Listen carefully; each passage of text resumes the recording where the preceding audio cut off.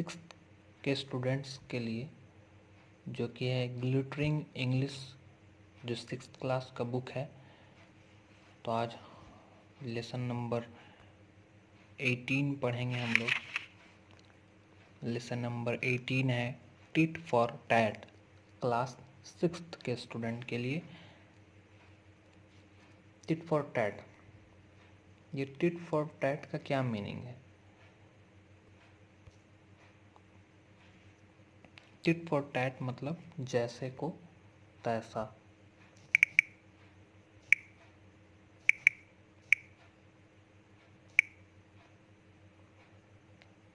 तो आइए पढ़ते हैं lesson number 18 tit for tat. इससे पहले कि हम लोग अबाउट द पोएम पढ़ते हैं, in this story will study how a friend cheat his friend and the other one taught him a lesson in the same way. तो यहाँ पर जो लेसन नंबर 18 है टिट फॉर टैट, इस story में जो दो कैरेक्टर्स हैं, जो दो दोस्त है, इस कहानी में दो दोस्तों के बारे में दिया हुआ है कि वो दो दोस्त है जिसमें से एक दोस्त अपने दूसरे दोस्त को चीट करता है, चीटिंग करता है, उसको धोखा देता है। तो उसका जो दूसरा दोस्त है वो उसको उसी के भाषा में उसे सबक सिखाता है। तो आइए जानते हैं कि क्या है story. Mohandas was the son of a rich businessman. When his father died, Mohandas was left with an iron box with valuables in it. One day, Mohandas had to go to the city on some work. So he took the iron box and handed it over to his moneylender friend. His name was Ram Sevak. Please keep this box. My father gave it to me. I will return from city after few days and collect it from you, said Mohan Das to Ram Sevak.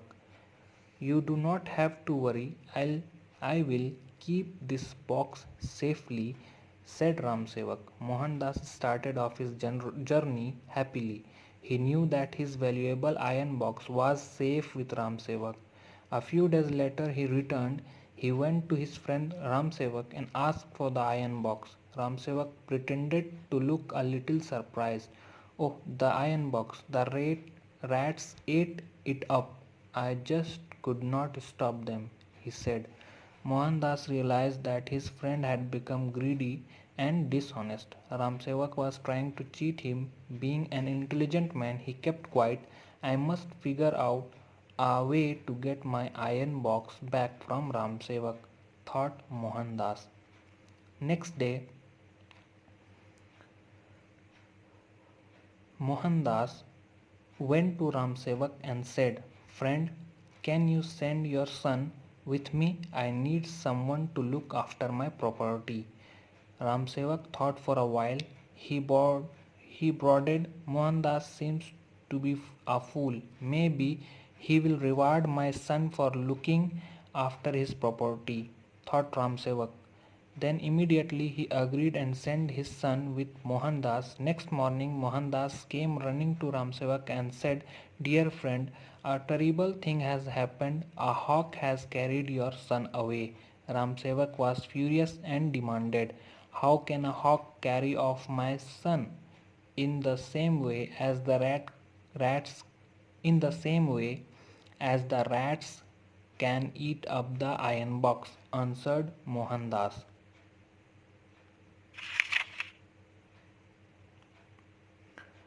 I am sorry, my friend. I realize my mistake, Ramsevak said with a bit of concern in his voice. He felt ashamed of having tried to cheat his friend. He gave the box back to his friend. Both of them were happy and remained good friends forever. तो tit for tat मतलब जैसे को तैसा। तो इस story में दो characters हैं, एक है मोहनदास जो कि एक रिच बिजनेसमैन का बेटा है, और दूसरा है रामसेवक जो कि एक मनी लेंडर है। मनी लेंडर मतलब सामान, किसी कीमती सामान के बदले में उसको पैसा देना, जैसे गिरवी रखना कहते हैं वही तो, Mohandas was a son of rich businessman. Mohandas एक अमीर बिजनेसमैन यानी व्यापारी का बेटा था। उसके फादर के डेथ होने के बाद सारा प्रॉपर्टी, सारा बिजनेस मोहनदास ही संभाल रहा था। मोहनदास के फादर का जब देहांत हो जाता है तब वो अपने बेटे को एक आयरन बॉक्स देते हैं, जिस आयरन बॉक्स के अंदर बहुत सारे वैल्यूएबल्स होते हैं। वैल्यूएबल्स मतलब बहुत सारी कीमती चीज़ें उस बॉक्स के अंदर होती है। लेकिन मोहनदास को हमेशा काम के लिए शहर जाना पड़ता है। तो एक दिन मोहनदास शहर जा रहा होता है तो उसके वो आयरन बॉक्स को अपने दोस्त के पास, जो राम सेवक है, जो मनी लेंडर है, उसके पास छोड़ देता है और कहता है प्लीज़ कीप दिस बॉक्स। वो कहता है कि इस बॉक्स को संभाल करके रखना, क्योंकि ये मेरे पिताजी ने दिया है। जब मैं शहर से वापस आऊँगा तब मैं तुमसे वापस लेकर जाऊँगा। ये कह कर के मोहनदास राम सेवक के पास अपना वो आयरन बॉक्स देकर चला जाता है। तो वो राम सेवक अपने दोस्त से कहता है कि you do not have to worry, I will keep this book safely. तो राम सेवक कहता है कि तुम्हें परेशान होने की, चिंता होने करने की कोई बात नहीं है, मैं इसे संभाल कर रखूँगा। Mohandas started off his journey happily. अब जैसा कि रीडिंग मैंने पहले भी किया है, तो इसमें मोहनदास जो है अपना सफ़र शुरू करता है। वो शहर चला जाता है अपने बिजनेस के सिलसिले से, वहाँ से वापस आता है और वापस आने के बाद वो सीधे राम सेवक के पास जाता है और उसको जा कर के बोलता है कि राम सेवक, मेरा आयरन का जो बॉक्स है, जो डब्बा मैंने तुम्हें दिया था, वो मुझे वापस दो। तो ये बात सुन कर के राम सेवक बहुत निराश होता है और कहता है कि ओ, वो आयरन बॉक्स जो तुमने उस दिन दिया था दोस्त, मैं उसे नहीं बचा सका। तो मोहनदास पूछता है कि क्यों क्यों नहीं बचा सके। तो वो कहा कि उस आयरन बॉक्स को चूहे खा गए। Mohandas realise that his friend had become greedy and dishonest. तो जैसे ही राम सेवक कहता है कि मैं तुम्हारे आयरन बॉक्स को नहीं बचा सका, उसे चूहे खा गए, तो राम सेवक की बात सुन करके मोहनदास समझ जाता है कि यहाँ पर मेरा दोस्त राम सेवक ग्रीडी एंड डिसऑनेस्ट यानी लालची और बेईमान हो गया है। Ram Sevak was trying to cheat him, और वो ये भी समझ जाता है कि राम सेवक उसको चीट कर रहा है यानी धोखा दे रहा है। Being an intelligent man, he kept quiet. I must figure out a way to get my iron box back from Ram सेवक, थॉट मोहनदास। और मोहनदास अपने मन ही मन, क्योंकि वो एक इंटेलिजेंट मैन होता है, बिजनेसमैन है, एक व्यापारी है, तो वो इंटेलिजेंट होता है, काफ़ी समझदार होता है, और वो समझ जाता है कि उसका दोस्त राम सेवक ग्रीडी हो गया है यानी लालची हो गया है। और इसीलिए वो अपने मन में ही प्लान बनाना शुरू कर देता है कि मुझे उसे कुछ ना कुछ सबक तो ज़रूर सिखाना होगा, और मुझे उसी के मतलब उस जैसा करता है उसके साथ वैसे ही करके वो अपना आयरन बॉक्स लेना चाहता है। दूसरे दिन यानी नेक्स्ट डे मोहनदास अपने दोस्त राम सेवक के पास फिर जाता है और कहता है फ्रेंड यानी दोस्त, क्या तुम अपने बेटे को मेरे घर बेच सकते हो। तो राम सेवक पूछता है क्यों। तो वो कहता है कि मेरा प्रॉपर्टी बहुत ज़्यादा है और मुझे उसकी देखभाल के लिए कोई एक लड़का चाहिए। राम सेवक मोहनदास का बात सुन करके समझ जाता है कि मोहनदास बहुत बुड़बक है, फूल है, और वो अपने बेटे को समझा करके भेज देता है कि जाओ तुम उसका प्रॉपर्टी का देखभाल करना। क्योंकि राम सेवक जान को लगता है कि मोहनदास बुड़बक है, लेकिन मोहनदास तो अलग से प्लान किया हुआ था। अब राम सेवक अपने बेटे को भेज देता है, वो ये सोच करके भेजता है कि मेरा बेटा जो है, राम सेवक जो है अपने बेटे को इसलिए भेजता है क्योंकि उसका बेटा मोहनदास के घर जाएगा और वहाँ रह करके वहाँ उसका सारा प्रॉपर्टी अपने पास ले आएगा, और इसीलिए वो तुरंत अपने बेटे को मोहनदास के साथ भेज देता है।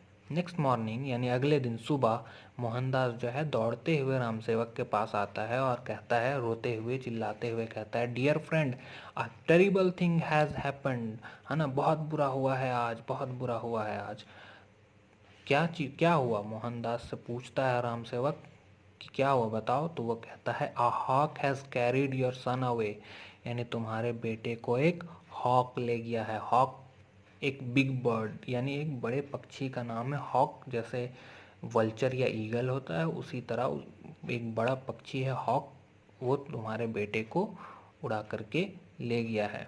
Ramsevak was furious and demanded, Ramsevak बहुत ज़्यादा गुस्सा हो जाता है, एंड डिमांडेड, वो डिमांड भी करने लगता है कि आखिर कैसे मेरे बेटे को एक हॉक उठा करके ले जा सकता है ना, क्योंकि मेरा बेटा तो इतना बड़ा है और कोई पक्षी उस मेरे इतने बड़े बेटे को कैसे ले जा सकता है।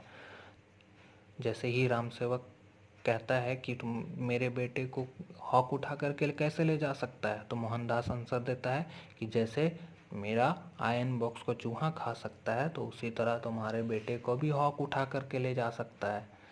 तो ये बात सुन करके रामसेवक बहुत ही शर्मिंदा होता है और वो समझ जाता है कि उसकी गलती है और उसका दोस्त ये जान चुका है मोहनदास कि मैंने गलती की है।